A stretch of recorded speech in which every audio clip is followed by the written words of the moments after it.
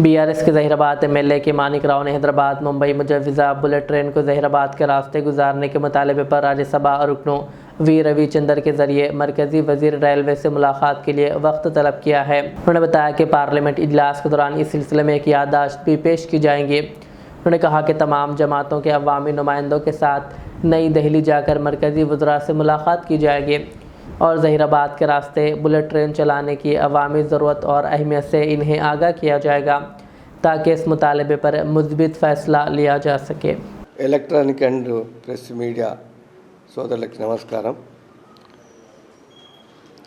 కొన్ని రోజుల క్రితం మేము ఈ బుల్లెట్ ట్రైన్ గురించి డిస్కషన్ ఆల్ పార్టీ విషయం కూడా అందరిని కూడా సమీకరించి ఇది మన జహీరాబాద్కు రావాలని మేమందరం కూడా డిసిఎంఎస్ చైర్మన్ గారు ఇంకా పెద్దలతో అందరితో మన బీఆర్ఎస్ పార్టీ అదేవిధంగా ఇతర ఆల్ పార్టీస్ అఖిలపక్షంగా డిస్కషన్ చేయడం జరిగింది।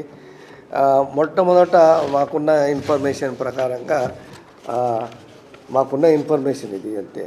మొట్టమొదట జహీరాబాద్ అలైన్మెంట్ హైదరాబాద్, సంగారెడ్డి, జహీరాబాద్, కల్బుర్గా, సోలాపూర్, పూణే, ముంబై అని వచ్చింది। తర్వాత మరి కొన్ని రోజుల తర్వాత మన కొత్తగా ఇప్పుడున్న మరి ఇన్ఫర్మేషన్ అంటే వికారాబాద్ అలైన్మెంట్ హైదరాబాద్, వికారాబాద్, తాండూరు, బుర్గి, కల్బుర్గి, సోలాపూర్ అది అట్లా మరి మేము గౌరవ రైల్వే మినిస్టర్ కానీ గౌరవనీయులు ప్రస్తుత ప్రధానమంత్రి గారికి మా యొక్క విన్నపం, ఏదైతే మీరు మొన్ననే ఒక నెల క్రితమో 2 రోజుల క్రితమో నీమ్స్ గురించి మీరు 2300 కోట్లు కూడా కేటాయించడం నీమ్స్ గురించి మా దగ్గర ఇంచుమించు 5000 పైన రైతులు ఈ నీమ్స్కి అయితే వారి యొక్క భూమిని నీమ్స్ గురించి వాళ్ళు మరి ఇవ్వడంలో ఈ స్మార్ట్ సిటీ అని అదేవిధంగా రాబో దినాలలో ఇది పూనా టైపు కాబోతుందని మరి చెప్పడం, అన్ని మేజర్ కంపెనీలు ఏదైతే మ్యానుఫ్యాక్చరింగ్ కంపెనీస్ వస్తాయని మరి 4-5 లక్షల మంది ఎంప్లాయ్మెంటు వస్తుందని చెప్పడంతో మా యొక్క రిక్వెస్ట్ ఏంటంటే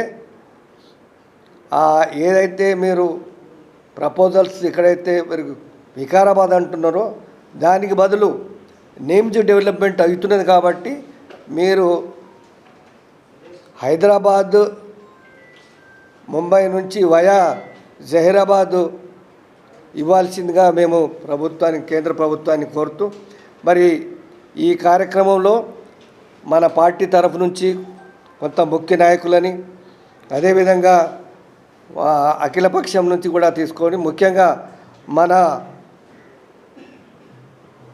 పార్లమెంటు సభ్యులు గౌరవనీయులు వద్దిరాజు రవిచంద్ర గారిని కలుపుకొని వారితో మరి ఒక రిక్వెస్ట్ చేయడం జరుగుతుంది। గౌరవ రైల్వే మంత్రి గారిని అపాయింట్మెంట్ తీసుకోమని దీనికి అఖిలపక్షం తీసుకొని వారితో మాట్లాడి కనీసం మనము ఒక రిప్రజెంటేషన్ ఇచ్చి ఇదే కాకుండా మరి జహీరాబాద్ మరి ట్రాన్స్పోర్ట్ మినిస్టర్ కానీ ఇతరులు కూడా ఎక్కడెక్కడైతే సెంట్రల్ గవర్నమెంట్ ఏ అయితే స్కీమ్స్ ఉన్నాయో వాటిని అన్నిటి కూడా మరి ఇచ్చే ప్రయత్నంలో భాగంగా మేమందరం కూడా వెళ్ళాలని కలిసికట్టుగా వెళ్ళి ఈ బుల్లెట్ ట్రైన్ని జహీరాబాద్ ద్వారా నడిపించాలని సంగారెడ్డి ఎమ్మెల్యే కావచ్చు, ఇతర మెదక్ జిల్లా ఎంపీలు కావచ్చు, వాళ్ళందరూ కూడా మరి గతంలో కూడా వాళ్ళని అందరూ కూడా సంప్రదించడం జరిగింది। వాళ్ళు కూడా సపోర్ట్ చేస్తామని చెప్పారు కాబట్టి అందుకే ఈ మరి ఏదైతే పార్లమెంటు సమయంలో పార్లమెంటు ఈ నెల 20 నుంచి వచ్చే నెల 5వ తారీఖు వరకు పార్లమెంట్ జరుగుతుంది కాబట్టి ఈ సందర్భంగా మేము పెద్దలను సంప్రదించి ముఖ్యంగా ఎంపీలను మరి మన జహీరాబాద్లో ఉన్న ముఖ్య నాయకులకి ఆల్ పార్టీ మీటింగ్ తీసుకువెళ్ళాలని ఆ భాగంలో మీరు ముందుగా వారికి ఈ యొక్క సూచనగా మీ ద్వారా వాళ్ళకి ఒక సందేశం పూర్తిగా వెళ్ళాలనే ఉద్దేశంతో ఈ యొక్క ప్రెస్ మీట్ పెట్టడం జరిగింది. ఎందుకంటే ఈ నీమ్స్ అనేది కూడా చాలా పెద్ద ఎత్తున జైరాబాద్కు రాబోతుంది. దేశమంతా, భారతదేశం అంతా కూడా జహీరాబాద్ తట్టు చూస్తూ ఉన్నారు. ఈ నీమ్స్ ఎత్తుతే భారీ ఎత్తున మరి ఇక్కడ కంపెనీలు రాబోతూ ఉన్నాయి. అందుకే ఈ డెవలప్మెంట్ గురించి బుల్లెట్ ట్రైన్ కూడా జహీరాబాద్ ద్వారా పోతే మరి ఇంకా డెవలప్మెంట్ ఎక్కువ అవుతుంది. ప్రధానమంత్రి ఏదైతే ఆశిస్తున్నారో అంతకన్నా ఎక్కువ ఘనంగా జరుగుతుంది. కాబట్టి ఈ ప్రాంతం చాలా ప్రశాంతమైన ప్రాంతం. కాబట్టి జహీరాబాద్కి బుల్లెట్ ట్రైన్ అంటే బాంబే నుంచి మరి హైదరాబాద్ వయా జహీరాబాద్ ద్వారా వేయవలసిందిగా సెంట్రల్ గవర్నమెంట్ని కోరుతా ఉన్నాం. మీడియా మిత్రులందరూ కూడా నమస్కారాలు తెలియజేస్తూ, ముఖ్యంగా ఈరోజు ప్రెస్ మీట్ సంబంధించి గౌరవ శాసనసభ్యులు గారు ఇందాకనే వివరించడం జరిగింది.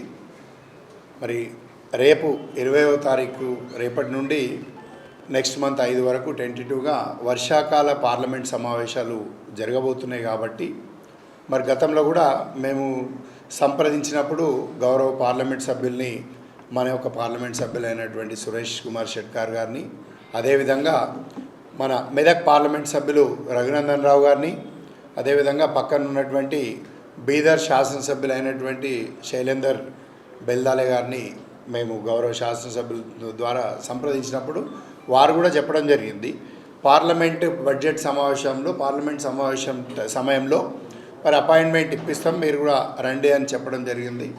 మరి అదేవిధంగా మరి మీ అందరికీ తెలుసు, ఈరోజు బుల్లెట్ ట్రైన్ సంబంధించి ఆ రైలు పట్టీలు ఎట్లుంటాయో అట్లా తిరుగుతూ ఉన్నది.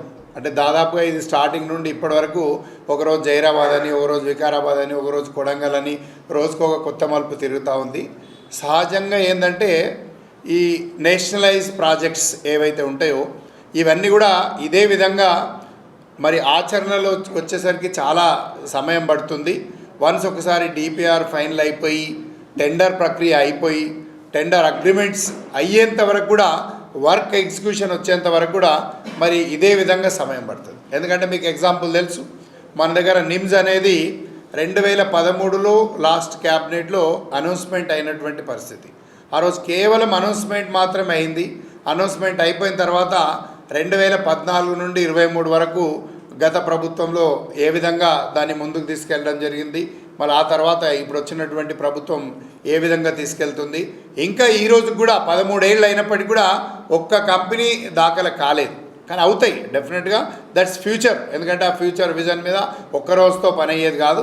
బుల్లెట్ ట్రైన్ కూడా చాలా పెద్ద కార్యక్రమం కాబట్టి తప్పకుండా ఏంటంటే మనకు అయి తీరుతుంది, కానీ అది సమయం పడుతుంది.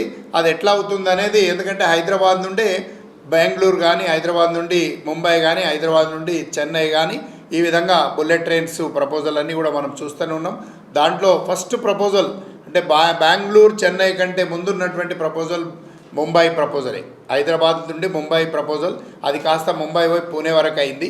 మళ్ళీ అదేవిధంగా పూణే నుండి హైదరాబాద్ వస్తున్న క్రమంలో కూడా రోజుకొక మలుపు తిరుగుతూ ఉన్నది, మీరందరూ చూస్తూ ఉన్నారు.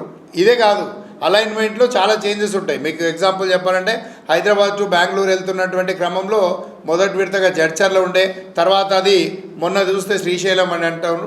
ఇట్లా చాలా ఉంటాయి. కాబట్టి దీన్ని డిపిఆర్లో మనము ఐక్యమత్యంగా పోరాడి సాధించుకోవాల్సినటువంటి అవసరం. ఈ జహీరాబాద్ ప్రాంతము, జహీరాబాద్ నియోజకవర్గమే కాకుండా ఈ చుట్టుముట్టు ఉన్నటువంటి ప్రజలందరినీ మమేకం చేసి, ఇక్కడున్న ప్రతి పౌరుణ్ణి కూడా ఇందులో ఇన్వాల్వ్మెంట్ చేసి, ఇక్కడున్నటువంటి పారిశ్రామికవేత్తలందరినీ కూడా లైక్ మహీంద్రా అండ్ మహీంద్రా కానీ, లేకపోతే రాకూల్ కానీ, లేకపోతే ఆల్ఫా కానీ, లేకపోతే ఇంకా ఉన్నటువంటి అల్లానా కానీ, ఇలాంటి కంపెనీలందరినీ కూడా వారితో కూడా సహకారం, వస్తున్నటువంటి హుండై కంపెనీ కానీ, వస్తున్నటువంటి డిఫెన్స్ యూనిట్ వెమ్టెక్, వీరందరినీ కూడా సంప్రదిస్తాం. దఫాలుగా సంప్రదించడం జరుగుతుంది. ఎందుకంటే ఒక్కటే రోజు అందరికీ చేస్తే రానటువంటి పని. అందరి సహకారం తీసుకొని, ఎవరితోటి వీలైతే వాళ్ళతోటి సహకారం తీసుకొని కేంద్ర ప్రభుత్వం మీద ఒత్తిడి తీసుకొచ్చి ఇక్కడ రావాల్సినటువంటి ఆవశ్యకత ఏముందని మనం తెలియజేయాల్సిన అవసరం ఉంది. దాంట్లో మొదటి క్రమంగా మరి కేంద్ర రైల్వే మంత్రి గారిని మరి మిగతా కేంద్ర మంత్రులను కలవడానికి రేపటి నుండి 5వ తారీఖు లోపల పార్లమెంట్ సెషన్లో మరి మాకు అపాయింట్మెంట్ వస్తే ఇక్కడి నుండి డెలిగేషన్ కమిటీ గౌరవ ఎమ్మెల్యే గారి ఆధ్వర్యంలో తీసుకొని వెళ్ళడం జరుగుతుంది.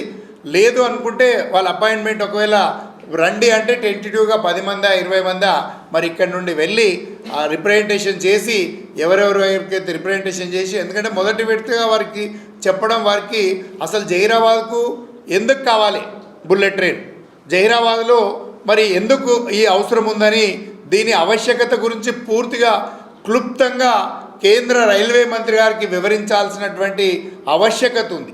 ఎందుకంటే రేపు నిమ్స్లో సుమారుగా లక్షల కోట్ల పెట్టుబడి వస్తుంది, లక్షల ఎంప్లాయ్మెంట్ వస్తుంది. ఈరోజు భారతదేశంలో అత్యున్నతమైనటువంటి ఇంటర్నేషనల్ కార్గో హబ్ వచ్చేసి ముంబై ప్రాంతం. ముంబై నుండి మరి జహీరాబాద్లో ఇక్కడ ఉత్పత్తి అయినటువంటి ప్రొడక్ట్స్ అన్నీ వెళ్ళినటువంటి పరిస్థితి అయితే ఈ యొక్క భారతదేశ జీడిపి రేట్ కూడా పెరగడానికి అవకాశం ఉంది. దాంట్లో భాగంగా జహీరాబాద్ కూడా ప్రత్యేకమైనటువంటి స్థానం ఉంటుంది. జహీరాబాద్ నుండి మనం భారతదేశ జీడిపిని పెంచే క్రమంలో మనం ముందు వరుసలో ఉండడానికి అవకాశం ఉంటుంది. ఇవన్నీ లాజిస్టిక్ ఇప్పటికే ఆల్రెడీ డ్రై పోర్ట్ శాంక్షన్ ఉంది. అదేవిధంగా మరి మొన్న మేము బీదర్ వెళ్ళినప్పుడు కర్ణాటకకు సంబంధించిన శాసనసభ్యులు కూడా చెప్తూ ఉన్నారు, నిమ్స్ అయింది కాబట్టి నిమ్స్కు పక్కనే దగ్గరగా కర్ణాటక ప్రాంతంలో మరి ఇంకొక ఎయిర్పోర్ట్ కూడా నిర్మించాలని చెప్పేసి మేము నిర్ణయిస్తున్నాము. మా మంత్రి గారితో డిస్కస్ చేస్తున్నాం, మా రాష్ట్ర క్యాబినెట్లో కూడా పెట్టబోతున్నామని చెప్పారు. ఎందుకు ఇవన్నీ నిమ్స్ గురించే. మనం కూడా అడుగుతున్నది ఏంటంటే మన హక్కు ఈరోజు 12,630 ఎకరాల పొలాన్ని, అంటే మనం పండించే మన కన్న తల్లి లాంటి భూమిని ఈరోజు మనం పరిశ్రమలకు ఇస్తున్నామంటే ఈ ప్రాంత అభివృద్ధి, ఈ ప్రాంత నిరుద్యోగులకు ఉద్యోగ అవకాశాలు వస్తాయి. ఈ ప్రాంతం నుండి ఉత్పత్తి అయినటువంటి ప్రొడక్ట్స్ అన్నీ భారతదేశమే కాదు ప్రపంచవ్యాప్తంగా కూడా ఈ జహీరాబాద్ యొక్క నాడి వినిపేయడానికి, మరి ప్రపంచంలో ఈ భారతదేశం యొక్క జీడిపి రేటు అభివృద్ధి చెందుతున్నప్పుడు జహీరాబాద్ నుండి కూడా మరి దాంట్లో వాటా ఉండాలనే ఉద్దేశంతో మరి ఈరోజు ఈ యొక్క ప్రాంత రైతులందరూ కూడా సహకరిస్తున్నటువంటి పరిస్థితి. ఇప్పటికే సుమారుగా 8,000 ఎకరాల పైన అక్వైర్ చేయడం జరిగింది. మరి ఇంకా మిగతాది కూడా చేస్తూ ఉన్నారు. మరి కంపెనీస్ కూడా అలాట్మెంట్ అయినాయి. ఇవన్నీ కూడా పూర్తిగా వివరించి మరి వారికి వివరించి క్లుప్తంగా ఏంటంటే వివరించి ఇక్కడికి రావాల్సిన ఆవశ్యకత ఏదుందో అది వివరించడానికి మరి అందరినీ కలుపుకొని వెళ్ళడం జరుగుతుంది దీంట్లో. అక్కడ